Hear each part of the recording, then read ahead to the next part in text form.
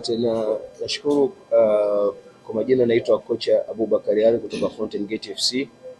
Tunashukuru Mungu tumefika Arusha salama baada ya kumaliza mechi yetu ya FA. Kama unavyofahamu tumecheza mechi tarehe 12, tarehe 15 tutakuwa na mechi na Simba. Ni mechi ngumu ambayo sisi kama Fountain Gate tunaichukulia kwa kipaumbele kikubwa, kwa sababu tunajua tunakwenda kucheza na timu kubwa yenye technical bench nzuri, yenye wachezaji wazuri. Kiufundi tumejiandaa kwa sababu mechi ya ligi ni tofauti na mechi ya FA. Mechi ya FA ilikuwa ni ya mtoano, lakini mechi hii ni mechi ya ligi.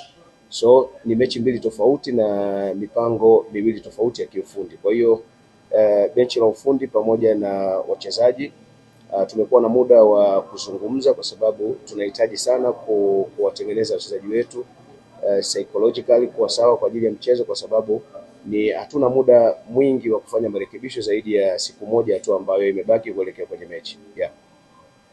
Kucheza na Selemani Mwalimu kwa sababu alitoka kwetu. Tunamheshimu sana, mchezaji mzuri, lakini sisi kama Fountain Gate as a team tumejiandaa kwa ajili ya kwenda kucheza mechi. Kwa hiyo changamoto ambazo zitatokea, kwa sababu mechi ni situation ambayo inakwenda kutokea direct. Kwa hiyo situation ambapo itatokea, sisi tumeshawaandaa wachezaji wetu wajue tu ni kuwa wanacheza na timu kubwa ambayo hatutoruhusu kufanya makosa mengi kiwanjani, kwa sababu kama utafanya makosa ni wazi utaruhusu magoli, na hiyo itakuwa ni changamoto. So tumewaandaa vizuri hasa kisaikolojia, kwa sababu hatuna muda wa kurekebisha kulingana na muda ambao tumecheza mechi ya FA na muda ambao tunakwenda kucheza mechi ya ligi. Kwa hiyo nafikiri itoshe kusema watu wategemee kiufundi wachezaji wanapaswa kuadapt kwa mwalimu ambaye yuko sasa, kwa sababu kila mwalimu ana falsafa yake, lakini katika hizo falsafa mbili direct football is obvious, ni lazima